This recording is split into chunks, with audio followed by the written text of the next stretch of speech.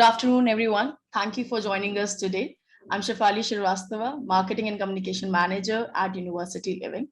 And today's discussion centers around Australia reopening. I know many of you are very anxious to know that what is exactly is happening over there. And we're going to talk about that, how countries reopening, what are the new guidelines, and what plans universities hold for this new academic year. And I'm not going to discuss all this by myself. We have an amazing panel with us today who will be sharing their thoughts and adding value to the topic. Please allow me to introduce to the panel. We have Mr. Pankaj Jain, Regional Director, Indian Subcontinent, UTS College. Hello, sir. Hi. We have Abhizir Merchant, Director, India and Sri Lanka, Macquarie University. Hi, Shefali. Hi. We have Ashni Malhotra, Regional Marketing Director, South Asia and Middle East, Griffith University. Hello, everyone. Hi. We have Basab Chaudhary, Deputy Head, Recruitment and Business Development, South Asia, Deakin University. Thanks, Shefali. Hi, everyone. Hi. We have Sally Picott, National Director, Scape Accommodations. Hi, everyone. And we have Mayank Maheshwari, co-founder and CEO at University Living. Hi, everyone. Thank you so much, guys, for joining us here. And, before we dive into conversation, congratulations, Australia is reopening after so many discussions and meetings on that. And students are actually very anxious to resume their classes and everything. But before we dive into the main conversation, I want to know one thing, and I'm sure it's a very generic topic, that when you think of Australia or when you hear this word Australia, not from an industry perspective, but when you hear Australia, what picture comes into your mind? Pankaj ji, please. Yeah, thanks, Shefali. I think when you talk about Australia, the first picture which comes is long beaches, big beaches which come to you. Obviously, we are in the education industry, so obviously we have a lot of good universities which are higher ranked in QS rankings, Times rankings, and all very big holiday resorts. People, you've seen pictures of people sitting outside enjoying cafes in sunshine. So that is, I think, the image which students have. I've been a student also. So that is what we always see as Australia. Okay, so I think Abhizir, you might differ from this because you are already near beaches. Yeah, I think the advantage of being in Bombay, but no, look, I actually agree with Pankaj because I think just adding on to what he said, blue skies, fresh air, which we all crave so much in India. But that's definitely two things that come to mind in recent times. But also because I like sports as well. I think the MCG comes to mind. I should say SCG now, but I think cricket grounds, cricket comes to mind as well. And I guess finally, good coffee. I mean, some of the best coffee in the world, I think, is found in Australia. So when Abhizir mentioned sports, Basab's smile actually extended to the eyes. Basab. Actually, I smiled because what came from Abhizar, and he has snatched my words. I was, right from childhood, I used to relate Australia to that of sport, mainly cricket and Grand Slam, Australian Open. Now, probably a lot of things. Now, if I have to put it from education perspective, I think a lot of things that we can probably add for 2022, more working hours. Friendly country, student-friendly cities. So yeah, plenty of things. Ashni? Yeah, I first thing I agree with Abhizir is best coffee in the world. We were just having a chat in our family just about last week, and somebody asked me, I'm a coffee drinker, so where do you find good coffee in India? I said, there's no good coffee in India. You can't find good coffee in India. Best coffee is in Australia. So I definitely agree with Abhizir on that. And cricket is something that comes to your mind, again, when you talk about Australia. Multinationalism, which comes to your mind. Australia by far is one of the only country which has a lot of nationalities and melting point of a lot of cultures.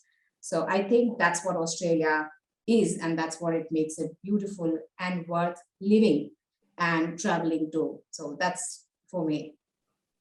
Great. Mayank, you cannot cover coffee. Coffee is already taken. So what are your thoughts when you hear Australia? Yes, also I resonate to Abhijit and Basapkrik as being in Indian cricket comes as a the natural first thing in mind. But I also a fan of lawn tennis. So Australian Open, is a first thing that it comes when I think for Australia, and at the beginning of the year, the Australian Open start. So always look forward to the start the year with watching lawn tennis. So I think that's it for me. Right. Sally, I kept you consciously to ask this question in the end because you're sitting over there and you know the exact and you don't miss out these things like coffee and all that. I'm sure you must be sipping that coffee right now. So what are your thoughts? So you're already in Australia, but if you think of from an international student perspective or maybe an Australian itself, what do you think? Yeah, I'm very lucky to live here. I'm in Sydney at the moment. I agree with everyone's comments. What an incredible country. The beaches are amazing. The sporting culture is incredible. The coffee is brilliant. I think it's which state has the better coffee, and I would vote Melbourne. But I think one of the incredible experiences about Australia is because it's so big, every state is so different. So you might choose to study in one state, but you can then go on a 1 hour flight and be in a completely different environment, from the desert to the rainforest to the beaches. So it just offers so much depending on what students are looking for.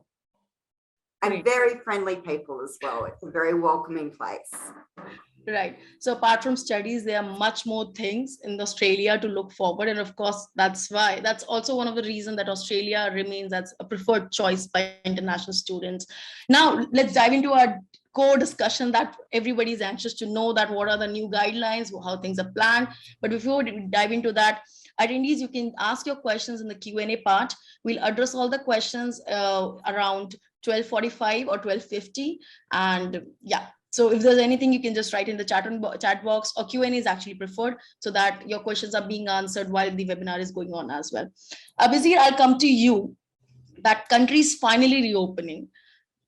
And every student is actually anxious to know that what plans are placed with respect to international student and with respect to the international border opening, universities, classes and everything. So please share your thoughts on the same. Yeah, so I think one thing I probably will correct is that it's not reopening; it has reopened. So I think we've been reopened for a while now. I think since early December as well. So I think that aspect has definitely come into play, where we're starting to see students coming in large numbers. I think from what I saw last, there was something like 43,000 students that came from all over the world into Australia in the last 6 weeks. So definitely, we've seen a big return on campus. And, I think my colleagues will agree is that we're starting to see, a return from India, which is probably unexpected, a lot of pent up demand. And we thought maybe it might take us 2 years to, return to where we were in 2019 pre-pandemic times. But it looks like, we might be there in 12 months, in 6 months to 12 months itself. So there's already been, generally speaking, a very, very good return of students coming back.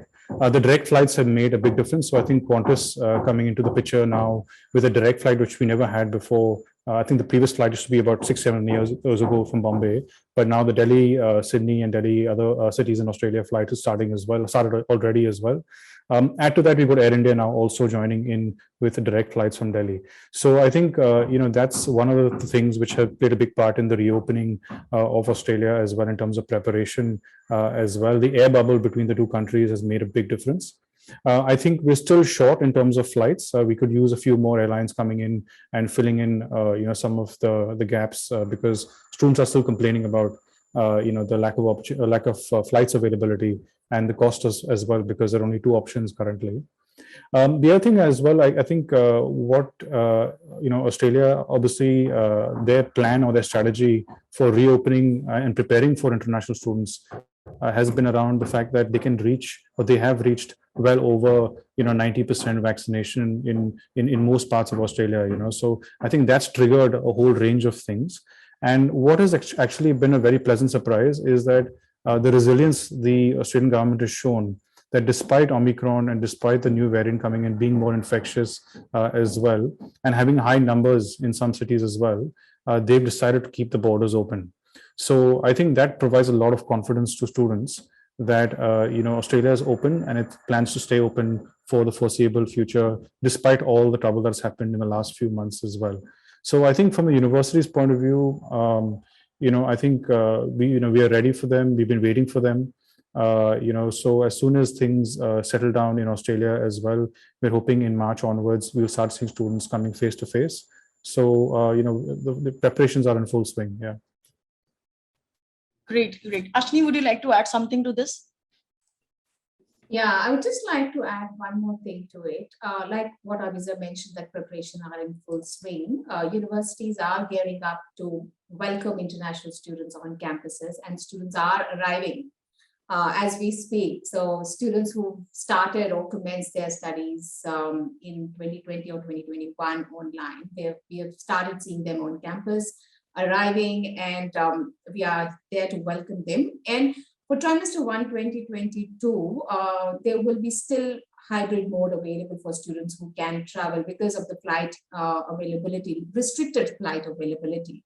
We will still be operating through hybrid mode where students can still commence online, and wherever possible, wherever programs demand, it will be face to face. So yeah. Great. Pankaj, I'll come to you. And what post-pandemic policies or amendments have been taken place with respect to international students? If you see from the government perspective, the Australian government recently announced on 19th January that first is they are waiving the fees, application visa fees for 2 months, which is $630, which is good news for students. And the second is, I think they have allowed unlimited part-time work for some time. So they have not defined till time, but all the sectors have been allowed. So there was skill shortage and there were less people. So students obviously fill in a lot of part-time jobs in restaurants, hotels, bars, cafes, etc. So I think these are two good news, which is good news for students, and it has helped the students also. So we are asking students to file the visas. As Ashini said, that students can do face-to-face as well as online also. So we are saying that at least you apply for visas, whether you are physically able to go and get visas. I would also say that visas are also coming very fast. So I think the Australian High Commission is also helping. We had a case in Nepal where the student got visas in 2 days also. So the Australian High Commission also wants to support all the universities and the students, because the last 2 years have been very sad, I would say, or bad, I would say, whatever the word we can use. And students want to come, students want to study, the universities are open, the students are welcoming. There are some things also which universities are designing, how to welcome the students. So we are planning also to have a small seminar where we can tell the students how to reach there, what to do in the first few days, and all these things. So this will be like more of a pre-orientation before they reach. Ideally, we would have loved to have it in physical sense, but I think physical is still not possible till maybe February end, so it will be virtual again. So I think all things are open, all things are positive. As Abhijay also said, that universities are welcoming students, so it is the right time to go to Australia, I would say. Right, and the adjectives that you used for last 2 years, I believe that's same for every industry. So Basab, what guidelines are placed over there? Unmute myself. Yeah. So I think in terms of guidelines, they have come out with those guidelines, which kind of makes it convenient for internationals to kind of continue with mobility. So when you enter into Australia, you need to get your documents, vaccination certificate, which has been endorsed by the government. They've approved. And I think all the major vaccines have been approved by the government of Australia. You have to complete a travel declaration form 72 hours prior to your travel. Undertake, COVID test, I think, immediately before you travel, and produce the negative report within 24 hours of arrival in Australia. So these are the things, and I think it's pretty lucid, simple for any international student. Unlike a lot of countries have strict norms wherein you have to quarantine for 14 days or 7 days, which is not really the case with Australia. And I think that will be one of the major attractive reason for students to travel to Australia. Right. Thank you so much. Sari, I'll come to you. Now students are turning up over there, and I recall the conversation I had last time with Lee, that you guys have played a very major role with all these accommodation and pilot phase of being returning of the students. How is SCAPE doing right now, and what kind of safety protocols are placed for the new students who are turning up over there? Yeah, thank you. And like, firstly, we're really excited to be welcoming students back now. It's extremely exciting after 2 very long years. Safety is paramount to SCAPE in our buildings. And of course, we follow all of the state and federal requirements, which can change from time to time. So that's the basics: access to face masks, sneeze guards at the desk, really clear signage throughout our properties, regular cleaning of high touch points, to name a few. But I think one of the things that we have seen over the last 2 years, not just in Australia, but of course in other countries, is often access issues. So, when the pandemic first happened, you had issues accessing food in the groceries in the supermarket, sorry. So we've always ensured when that happens that we had food in our properties for students to access. Then it was difficult to see a GP, a doctor at one point. So we had nurses come into our building for students to have access to medical staff. And then now one of the problems is access to rapid tests. So we also help our students source rapid tests. So I think that's a really key thing. As we go through this period, SCAPE really prides itself on providing whatever a student needs at that point in time to be safe. And then separately, we are in a world where isolation will be a requirement for students at a point in time, if you're a close contact, as an example. So we will provide full services and do provide full services to a student in that situation. So if they need to isolate for 7 days, if they're a close contact, we will ensure they have food in their room. We will ensure that we deliver items to their room, groceries, and also we do welfare checks. We call them twice a day to just check in, one, how their health is and make sure they're all right, but also just for their mental health and make sure they're okay. So that support is there, which you're not going to get that in other forms of accommodation. So just there to help support and keep staff and our residents safe. Right. Thank you, Sally. And you actually mentioned it quite well. Mental well-being, of course, it has always been there, and universities have been addressing this long back. But during this COVID times, this came, this shined like anything. Everybody was addressing this cause. And of course, in 2 years, you guys have already done a lot of things to cater your students and to take care of mental well-being. Ashneef, I'll come to you. How things are placed at Griffith? Still, now new people are coming. Hybrid is still going on. People are accommodated through hybrid. But sometimes there are a couple of students who needs to get in touch with other students, because when we are in campus, we interact, we talk, we discuss, we debate, we participate into many other forums. But right now it's all on hold. How you guys are managing over there? Shefali, I wouldn't say everything is on hold, because a lot of activities that were happening face to face, we were quick enough to move them virtually for students to engage meaningfully with their peer group, and that's still happening, and we plan to keep it open for students who will still be joining us virtually. But yeah, we actually we supported students with their mental well-being. There was a lot of telehealth counseling available through Teams or Zoom or any of the virtual platforms, or telephonically as well. So that was taken care of. And a lot of activities were planned for the students, like Griffith Mates do a lot of activities for students who are currently at Griffith University, joining from any part of the world. So we do trivia nights with them. We do Mate Mixers networking event for students. So that's getting the community together to get that sense of belongingness, and not being in different parts of the world. So we've really worked hard towards getting students together and holding on to the community. Thank you. Basa, would you like to add something to this? Or anyone, Vizeer, Pankaj? Well, I think you can't really rule out intervention of digital learning. It'll be kind of hybrid, like my colleagues from the industry have said. So at Deakin also, we will have all online physical classes, seminars, tutorials being run pretty much on campus, face to face, because we have placed this requirement for students to submit their fully vaccination status, and then they can probably join. But yes, it'll be a blend of both, unlike what we used to have in 2019. And we have all the COVID-19 protocols in place, which we are adhering to.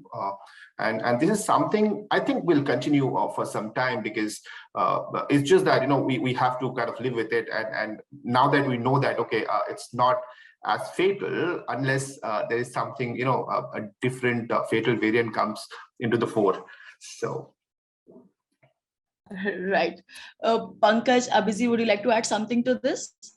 Just very quickly, I think we also probably need to understand that the pandemic has also made us realize that having a large group of students in a closed environment, we don't have to question whether that's required at all, right? So I think when Basab referred to blended mode, I think that's what we're going to see is here to stay. And I think every university will go through a process to say, well, do we really need to bring 300 people together into a lecture theater and close the doors and there's no ventilation happening at all? Do we need to do that at all? And whether can that part of the course be delivered digitally without actually compromising the quality of the program or the student interaction that can happen on campus anyway? So I think we're well placed in that area, because most Australian universities have beautiful parkland campuses where students have open areas, outdoor areas to meet as well. So we don't compromise on the face-to-face aspects of the interaction that happens on the university campus. But I think all universities will question whether they really need to pack in people into rooms, small rooms anymore. Pankaj? So I think I agree also, like the blended mode will work altogether. And the models have changed also, like at UTS University, UTS College, we have also gone to integrated learning model, where a lot of teaching will happen in a blended way also. So I think the model has changed. The 2 years have taught us to have a virtual thing also. And we have adapted, all the industries have adapted, and now it is to actually put it in force and see how students feel it. They are there, they want to study physically, or they can study online also and still use the facilities, be together, do enjoy the social clubs, groups, counseling sessions and all. And I think the students will feel comfortable, because this is the requirement. The pedagogy has changed now, and the style of teaching will change also now. Right. And I believe students are already accommodated to that as well. And blended mode or hybrid mode has opened many other opportunities for them as well on many fronts. So, right. I'll come to you, Basab, on the next question that I have is that what kind of financial aid programs and scholarships are available for international students at Deakin, if I talk about? We had come up with Deakin COVID type bursary, which is amounting to like 30%. We understood the fact that a lot of students, they can't really travel to Australia, and there is definitely a difference. I mean, its objective is not just to compensate for that, but it's kind of that kind of solace that, okay, we understand there is a difference, and although our endeavor is to provide the best services, same kind of attention, and give you that platform wherein probably you can connect with your peers, your academics, but on campus is on campus and remote is remote. So that 30% bursary still exists, and students actually get that thing waived off from their annual tuition fee. And that is what we had offered during pandemic, and it's still there, I think, till July intake. But there is also something that I would like to highlight. We had also announced 25 million Australian dollars, aid for our international students when pandemic started. It was in the month of July, and that was just not confined to that. Our support was not confined only to that aid, but also we had come out with equipment support because the moment we moved to remote learning, and although we had this infrastructure which was ready, I understand a lot of universities globally had to kind of go through that transformation. But with Deakin, it was different because we had one of the best cloud campus. But one thing that we had to really do is students were caught unaware and they didn't really have adequate equipments. So Deakin had also supported them with the right equipments to kind of undergo that remote education. So those are the things that we had offered to our international students. Right. Thank you. Abhizir, would you like to add something to this? How things Yeah, I think, sorry, more generally, I think, most universities are offering different kinds of bursary scholarships and grants as well. And so is Macquarie. We did it before the pandemic and continue to do it even now. But I think there's an overall realization as well is that, the pandemic has affected a lot of people financially, and, there is a need to kind of, improve the affordability of studying in Australia as well. So, I think across the board, I think most universities are offering, bursaries and scholarships. Students just need to go and research the websites and see, where they fit into and where they're eligible to, apply for those scholarships as well. So yeah, I think, it's probably a very good time for students because there are, I've never seen so many universities offer such large scholarships ever before. Right. Pankaj, would you like to add something from UTS College side, and then I'll come to Ashni as well? Yeah, from UTS College, we have been offering scholarships up to $8,000 for students for pathways providers. Pre-masters, we have a 50% scholarship also for this semester. At UTS University has given us a scholarship which is 20% for next year. So people who are joining UTS University in second year 2023 will have 20% scholarship also. So I think there are some scholarships. Ideally, I would say in the range of 20%, 25%, but there are some 50% scholarship, 100% scholarship also, which are VC scholarships, but though they are very limited in numbers. So students should go on the website or ask their agent or the partner to help them apply for them also. Right. Thank you. Ashni? Yeah, I think it's pretty much the same what my colleagues mentioned. At Griffith also, we offer a range of scholarships to international students. There's a 25%, 20% and 50% scholarship as well available. It's best to visit the website for more details if they want to avail any of it. And like Basab mentioned, every university had its role and contribution towards making it easy for students who were stuck in Australia or outside Australia, commencing or continuing their degree programs at various universities. And they had immense contribution in terms of equipment support, or whether it meant bursaries or whether it meant food supplies, everything. So universities were out and about supporting students through difficult times. And we understand financial limitations as well for the students. And that's why range of scholarships have been offered and are in offering for students, international students coming from different parts of the world. Great. Thank you so much, guys. And students, if you want to know more, you can check out their websites, respective website. Mayank, I'll come to you. In last webinar, Shraddha mentioned something that University Living is also coming up within a scholarship. Yes. So glad to announce for everyone that we are also coming up with a scholarship for different countries in collaboration with universities and living scholarships, so that we can add value to the student journey. And it will be soon announced. So would request everyone to follow our social media channels and website, and the more information would be coming soon. So yeah, it's like goodwill scholarship from universities, from government, and now from University Living as well. So guys, stay tuned on our website and social channels, and you'll get to know. Abhizir, I'll come to you.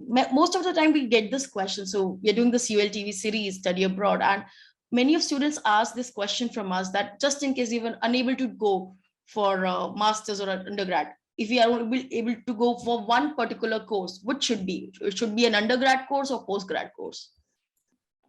Look, I think it's very hard to generalize that because everyone's circumstances are so different. I mean, everyone is in a different boat, to be honest. And obviously finances plays a role. Your interest, your discipline area plays a role as well.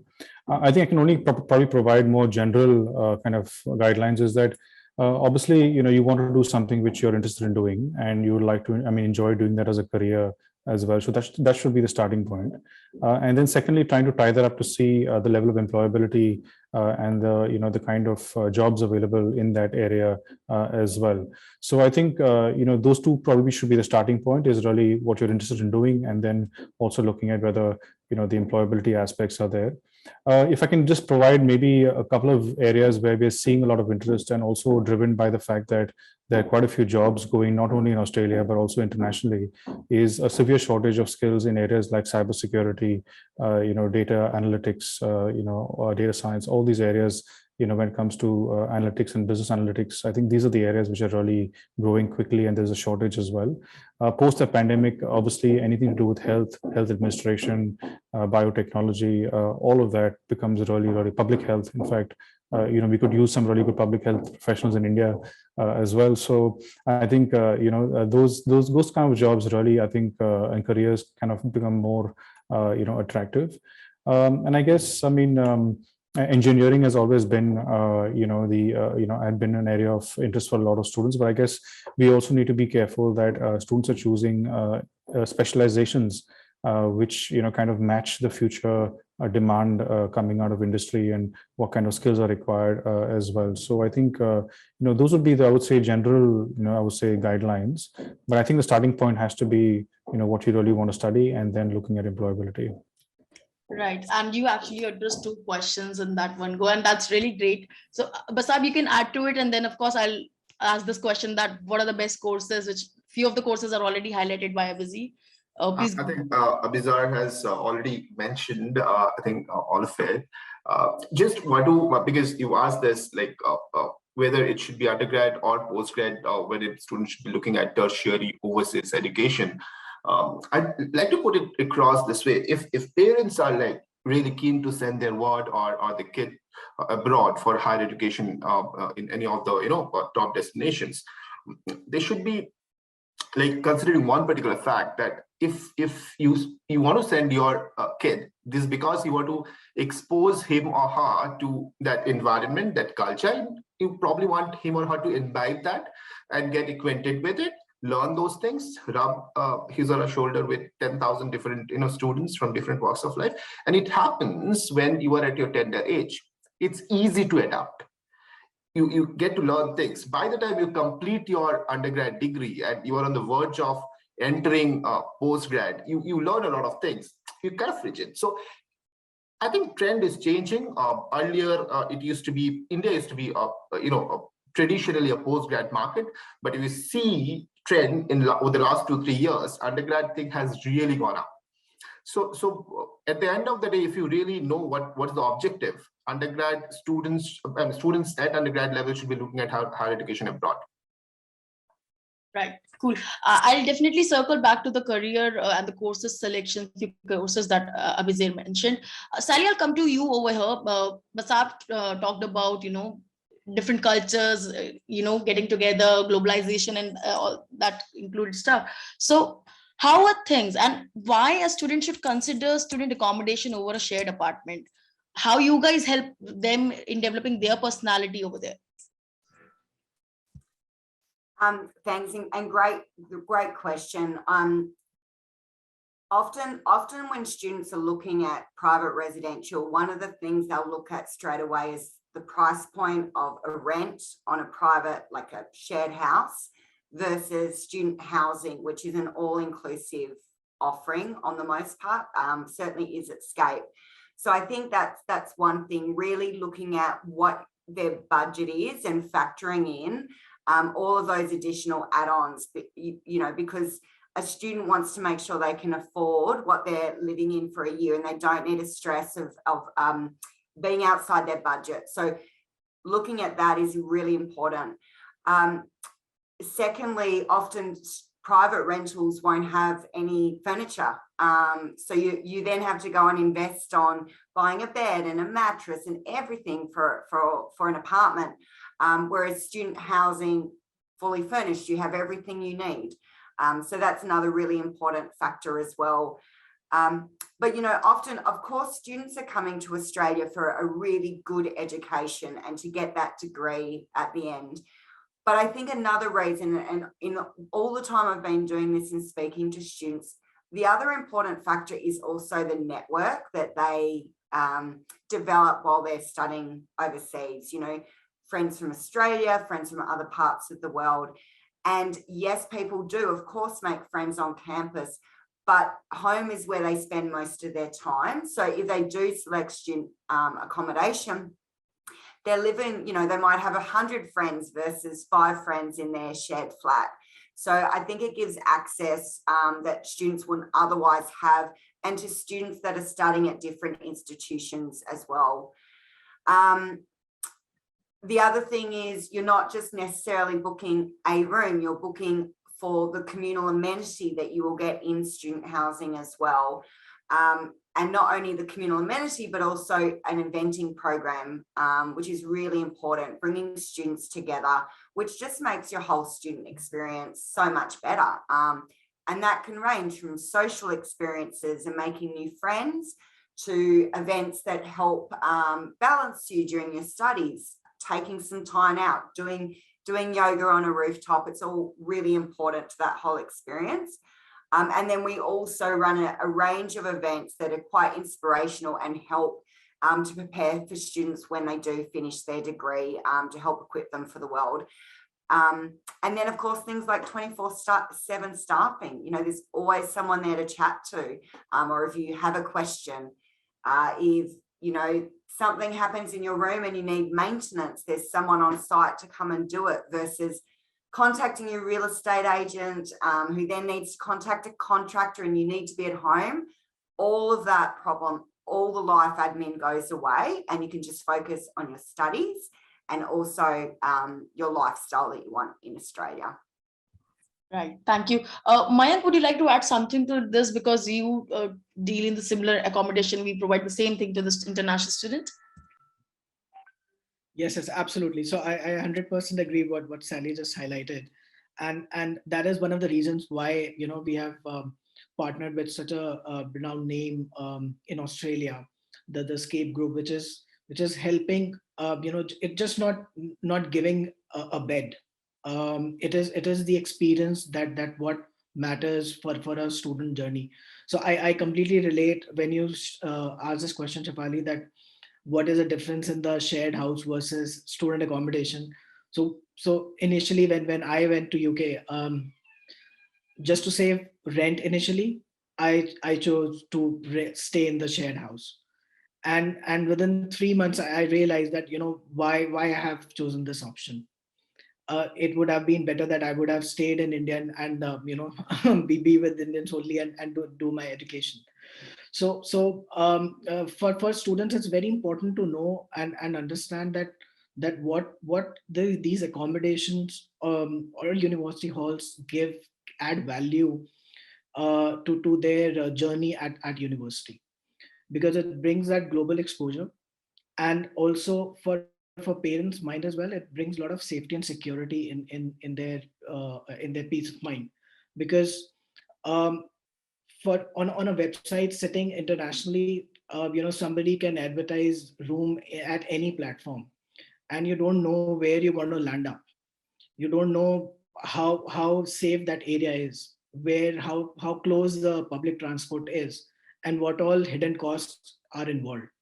So in order to, you know, solve all these issues, you know, that's the reason why we have opened have a platform, University Living, and with all the renowned purpose-built student accommodation partners that we have on board are taking care of all these aspects, and just adding value to the student living experience, which they can only focus on studies, which you know they are going to these cities and universities. Right, rightly mentioned. And of course, people learn from their experience. I understand that you started over there to save money, but it costed you more.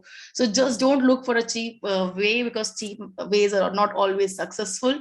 Now I'll come back to the point that Abhizir and Basab mentioned. Abhizir mentioned few amazing courses available in Australia, and people, and they are generating new job opportunities. Ashni, I'll come to you over there. If you can mention few, if you want to add new courses to it, and also mention two top courses at Griffith University.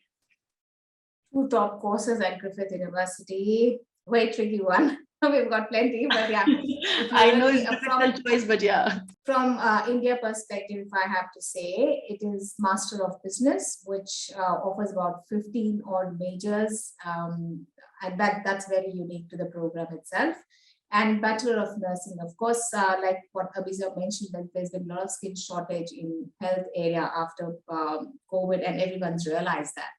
And all of a sudden, we've had nursing spiking up.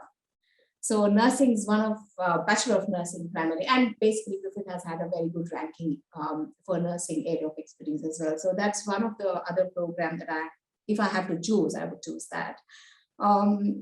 Of course, in addition to that, business analytics is one thing that Abhizar has mentioned. I would say fintech is picking up big time, financial technology, and with cryptocurrency coming in, that's one of the areas that students are looking at, studying in detail what it is and how you can build your career around that.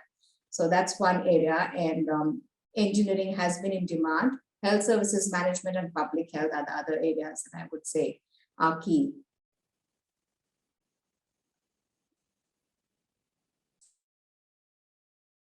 Sorry, I was on mute. Yeah, Pankaj, would you like to add something, as UTS College is there, technology already mentioned in the name? You're on mute, Pankaj. Traditionally, from India, students have been going to business and IT courses and engineering courses, which has been there. So at UTS College and UTS University, still we have students mainly applying for business school courses. We have people applying for IT and engineering. So these are the top three courses we have. Obviously, in engineering, as Abhijay mentioned, we have people shifting to IT courses like analytics, gaming, cybercrime, cybersecurity these days, which are the most happening courses. Business analytics has a lot of job options back in India. Also, students want to come. So I think these are the courses which are picking up. There is a lot of demand coming up for them also. And but there are some students who are taking up small courses like biotechnology, also fashion design, also physiotherapy also, and as health professionals are needed, nursing students are needed. Those are obviously will be in demand, and government is saying that if you want to come, we are happy. So I think these are 3-4 areas which UTS College is more popular for it. Traditionally, it was the engineering which was popular, but business school has become also very popular now. Great, great. Basab, would you like to add two top courses from Deccan? Very difficult, like Ashni said. I mean, you have hundreds of courses being offered. And we offer courses across business, STEM area, engineering, IT, health, humanities. But Shafali, I'd like to put it across this way. I mean, what is really important is you look at the course and how you judge if this is the best offering or not is if at all that particular course from that particular university has a very strong industry interface or not, and if it has the right accreditation or not.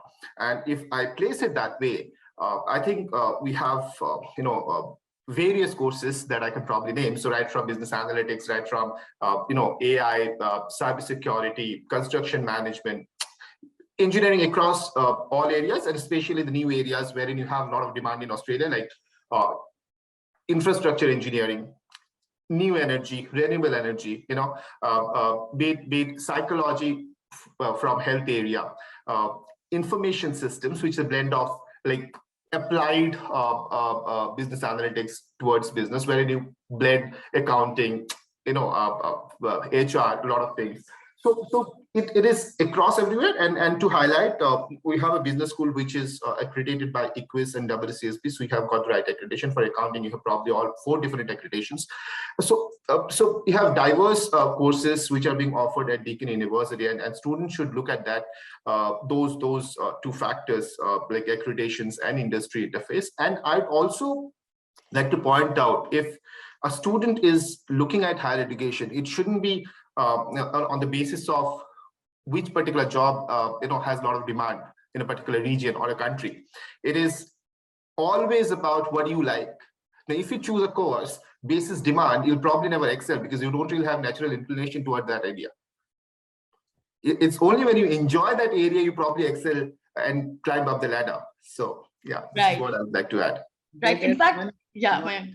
So there's one incident, but I can share. One of the initial early days in I think 2017 or 18, one of the student applied for accommodation. We helped, and he was going in Deakin, and I was personally dealing. So I asked which course you're going for. So that sports management. I'm like, okay, what you will do? I mean, what is the after once you complete it, what do you want to what path you want to take? So that I want to become an umpire in cricket. So, and after 2 years, once he graduated, I saw on one of the Facebook posts that he was an umpire in a class cricket match. I was like, wow, it was encouraging. Yeah, so if you have the vision right, if you know where you want to see yourself 3, 4, 5 years down the line, you know which course you want to do. So right, in every webinar, in fact, right now, everywhere, everybody is trying to push everyone to follow their passion, what their interest is, instead of just following the traditional topics or colleges or stereotypes, courses which are available. Abhizir, I'll come back to you on the question where I started with you, that what other, I know, again, it's difficult, but what 2 top courses would you suggest for the students who want to apply at Macquarie?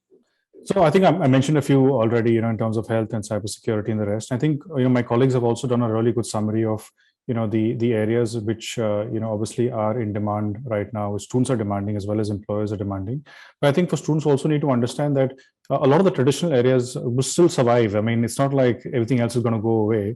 I mean, we still need doctors, we still need lawyers, we still need teachers, we still need nurses, and we still need engineers. So, I mean, that base will never change in terms of we will always need those traditional occupations.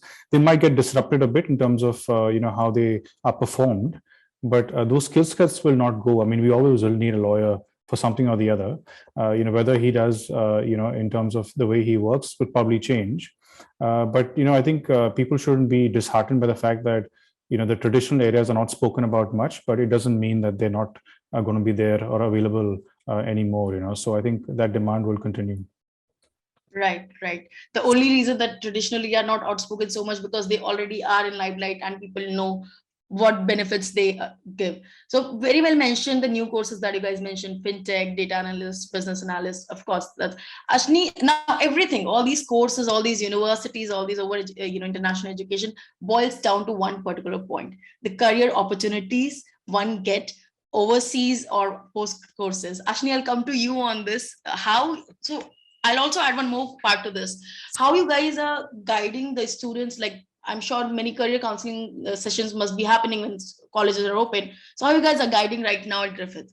And what kind of career opportunities are available if we talk about in Australia? When we come to career opportunities as a question in general, my favorite line to a student is have a plan ready.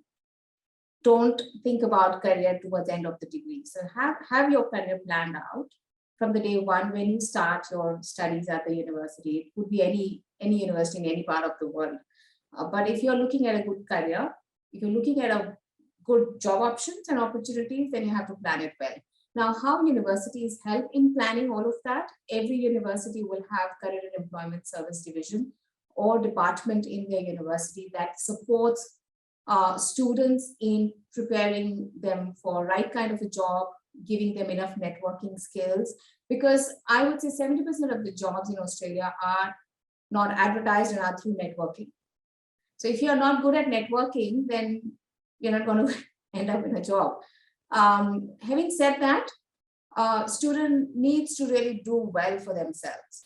If you are struggling in your degree, you're just marginally passing, it's very hard to be in that competitive world. So along with your academic performance, how much have you got involved in the university, not just academics, but activities clubs, societies, because that is a holistic development that you are there for. They're not going to just look at your mark sheet and say, oh, you've done well, we'll give you a job. How much do you know about other culture? Because like I said, Australia is about different cultures.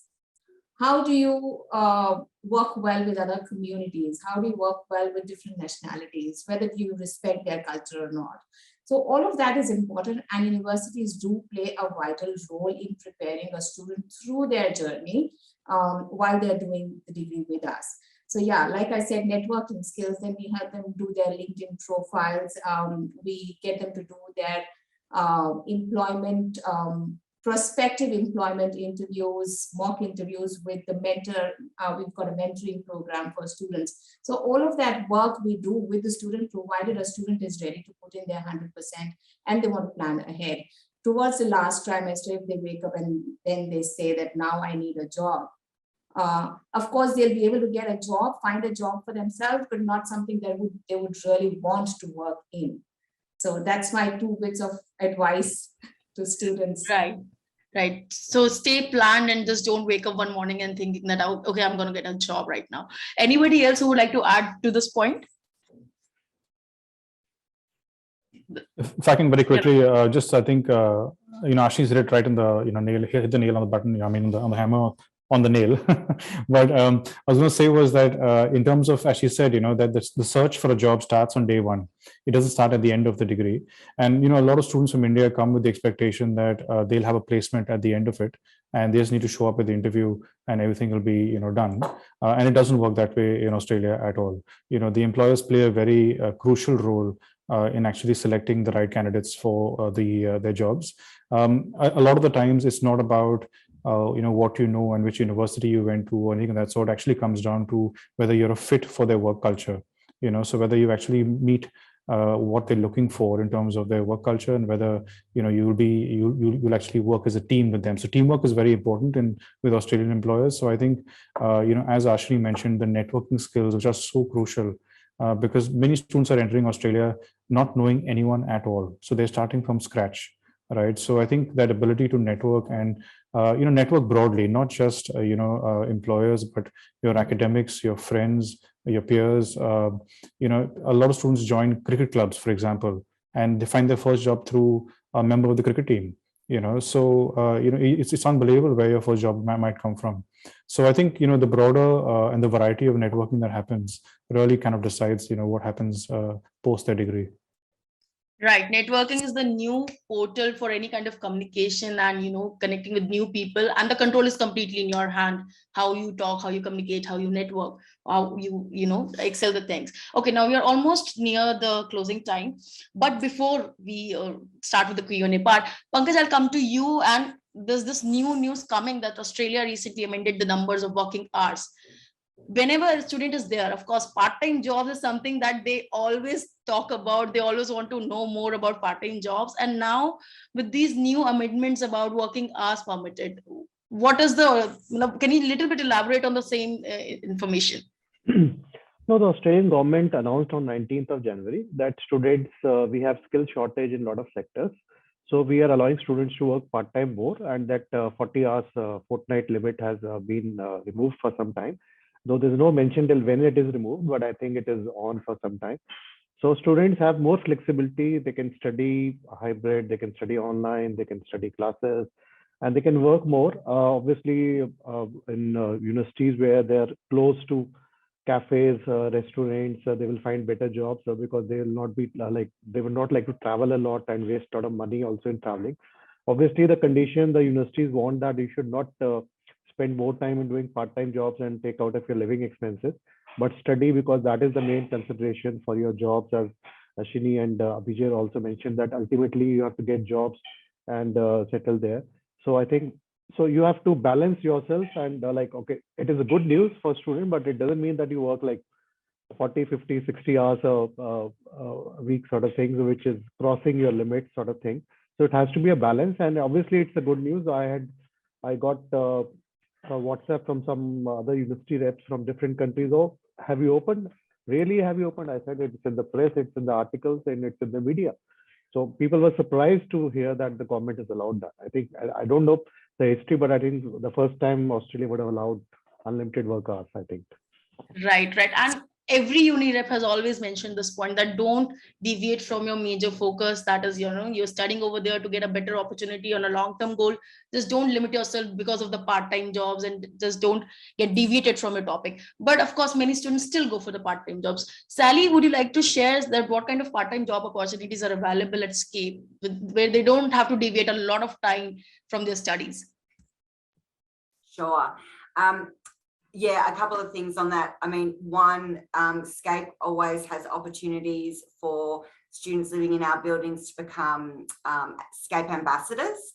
So they arrange a lot of events in the buildings with their peers. So I think to the point around networking, that's a great opportunity for students to put their hands up and learn that skill set and get to know the community in the building. So that's always an opportunity. And then separately, this year we're launching SCAPE's Got Talent. So we've spent a lot of time with some very reputable brands and employers in Australia to be able to connect with our students that are looking for part-time work. And one of the really important factors there is that they are jobs that will be able to work around their studies and supportive of that, because that has to come first. But it's also obviously great to get some extra money coming in, and also just getting those basic skills and of working. So there's lots of opportunity there as well. Right. So do learn about the working culture, but just don't deviate from your core. Now we'll start with the question part. I'll take first question from the chat box from Shrishti. What are the academic and extracurricular activity demands a student needs to fulfill to get into a university as an international student? Anyone from the uni reps? I can answer that. Academic and extracurricular requirements, mostly for an academic entry, it's academic entry requirement for a program. Extracurricular depends on degree to degree. Not every program will require extracurricular activity. However, for scholarship, for gaining scholarship, you need to showcase your additional achievements. So yeah, academic and English language requirements are the two main entry criteria to apply for undergraduate or postgraduate programs. Thank you, Ashni. Okay, guys, attendees, I'm sharing our email address just in case if you have other queries which you realize after the webinar is over, you can reach us over there at support@universityliving, and we'll be happy to help you with that particular query. We have another question.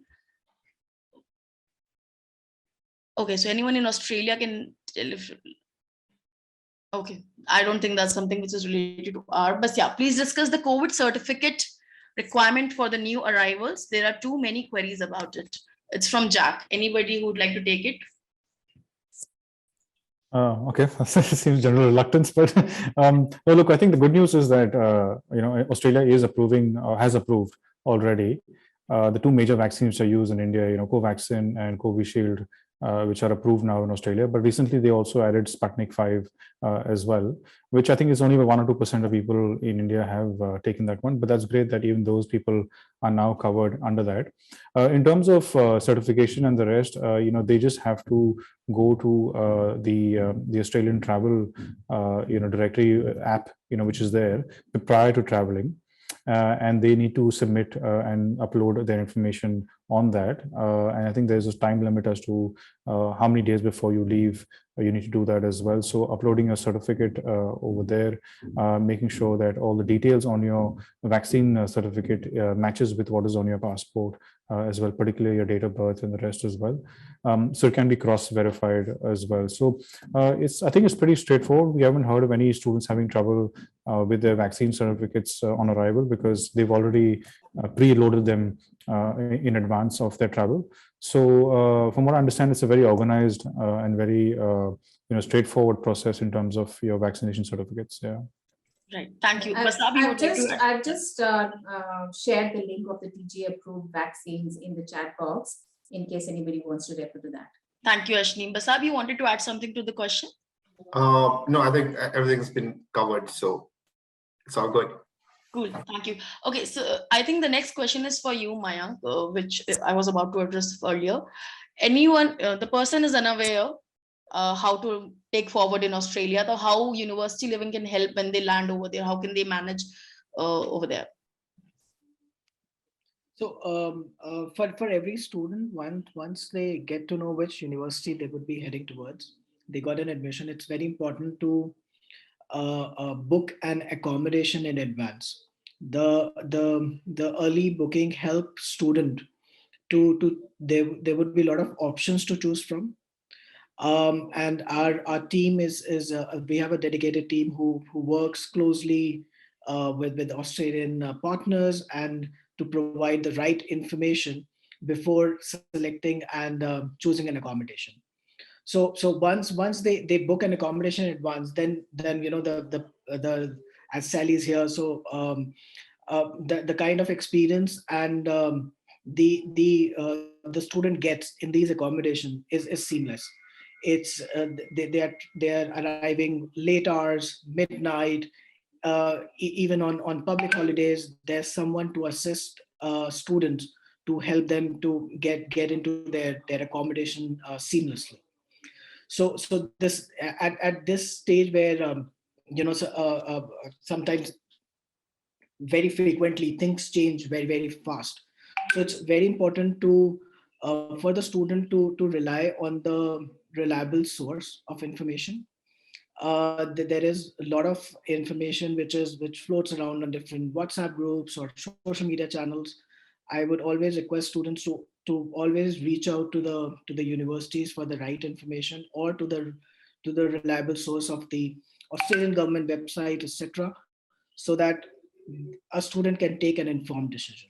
This Right. is very very important. And of course, booking early is in need of the art, because you may land up without booking accommodation and spending a fortune in hotel, and then roaming around the street to figure it out, how to find a accommodation for yourself.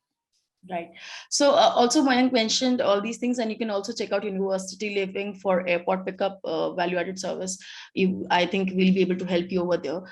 We are getting a lot of questions. I hope you guys don't mind if we extend the webinar for a little couple of more minutes. It's okay. Okay. So Pankaj, the next question I like you. What all things a student needs to get a good scholarship? I think for a scholarship, as Ashini also mentioned, I think your academics have to be very good. If you have done something extracurriculars, it depends also. If you have shown some leadership skills, if you have shown some sports also, certificates at regional level, national level, that helps. And a good IELTS score will also help. So some universities offer scholarships which are like 50%, 100%, which you can apply and all. In some universities, you will have to write like maybe 500 words SOP why you should be considered for a scholarship. So I think your leadership skills besides your academic will matter. And any extracurricular certificates, any national level things you have done extra, any NGOs you have worked will also help in scholarships. Cool. Thank you, Pankaj. Basab, I'll come to you for the next question. You mentioned STEM. What are the job opportunities available after doing masters in biotechnology? You said biotechnology, right? Yeah, biotechnology, right? It's quite diverse, I mean, when it comes to biotechnology, it actually depends. If you want to get into core research, if you want to if you want to work in a corporate sector, right from agriculture to pharmaceutical industry, you have multiple options that you can get into. And biotechnology is something which has, I think, over the last 1.5 years has really come up the curve in terms of demand and job opportunities. And you see almost all universities have that option. So it completely depends as to what you want to do, be it core research, you want to be an academic, you want to work, you have all the options. And it's one of the most I think diverse course that will have diverse options after completion of your course. So plenty of things that you can probably take up. So it's a huge list. Thank you. Would anybody else would like to add something to this? Cool. So as already, yeah, Ashni, you want to say something? No, I'm good. Thanks. So I believe Basab has answered your question. Just in case if you have any other question, you can reach us at support@university living, or you can just ask a question. We are here. If this question has come up, also I would add, if you want to get into bioinformatics also, this is also one of the emerging areas, and probably we have many universities have course. So has Deakin, wherein you can do biotech and bioinformatic course and have diverse career options, graduate outcomes after completion of your course. Right. And I believe this question also answered the other question that I believe the same person has asked, that Australian skilled occupation list include biotechnology or life sciences. So of course, if there are job opportunities, so definitely it is included. We have another question: is aerospace engineering course offered by your universities? So any university who would like to take this? We don't offer, Griffith doesn't offer aerospace engineering. I know. Okay. Anyone, Macquarie, Deakin, UTS? So, I know we don't offer it as well. I think if I'm not guessing, Ryan did double check also. I think it's RMIT University, which offers aerospace engineering and a variety of courses related to aerospace as well. So RMIT University in Melbourne probably is the one to look at. Cool. Thank you. Thank you. Is there any other question, attorneys, would you like to ask? I believe we are almost done with the other questions and we have already addressed them. Okay, before we wrap up, I would like Mayank to share some information that why booking early is important. You mentioned in the previous chat. Yes, as I said, Chapali, so booking early is very important for, especially for an international student, because majority of them traveling first time, and it is very important to know where they need to live, because these are all big cities, and living near and around the university plays a very important role in student life.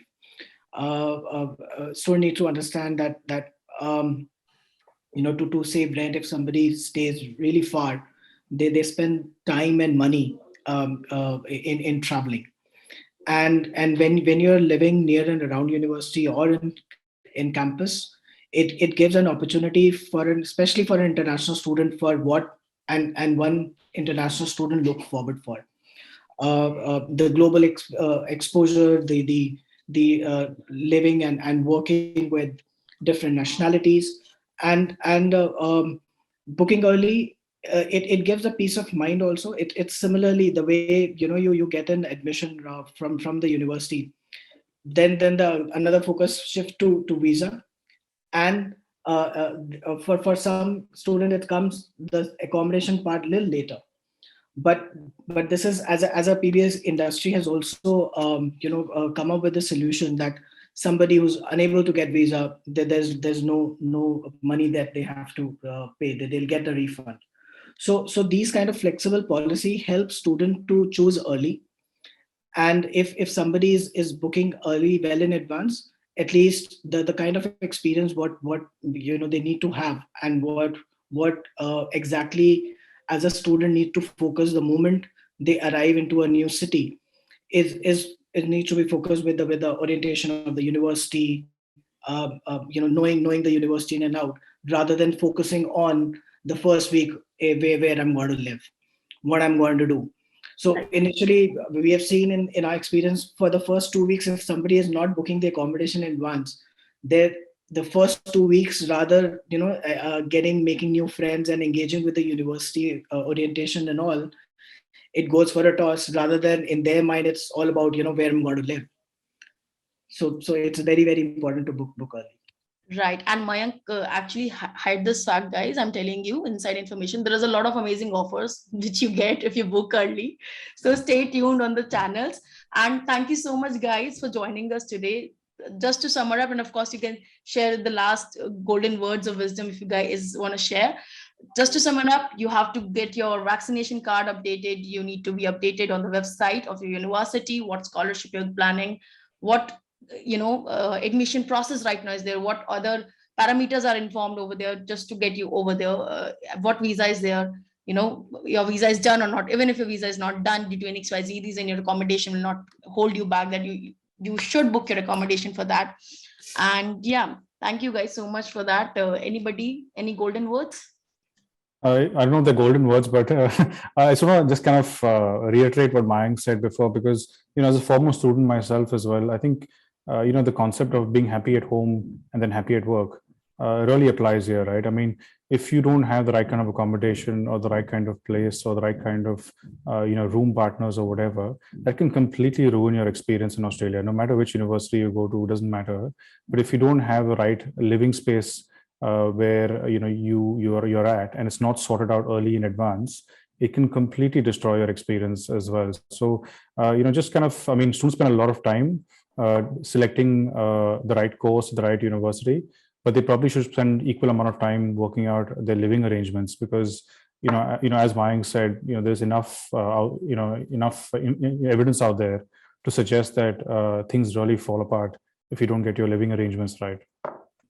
And probably wherever you stay, you shouldn't be staying alone, and avoid staying with the same set of people whom you have grown up with. So it's something that you have gone all the way 10,000 miles away because you want to embrace that culture, and you embrace it only when you probably stay with different students from different other countries.